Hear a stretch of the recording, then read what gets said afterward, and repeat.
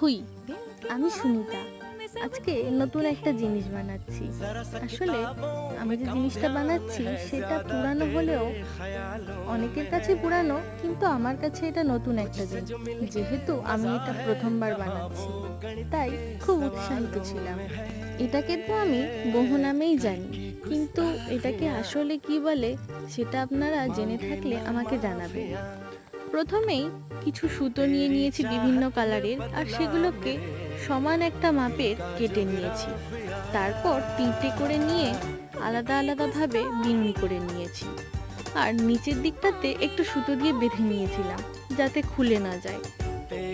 আমার বাড়িতে কিছু কড়ি থাকায় আমি কড়িগুলোও দিয়েছিলাম যাতে দেখতে একটু ভালো লাগে। কড়িটা না দিলেও হবে, এমনিও দেখতে খুব সুন্দর।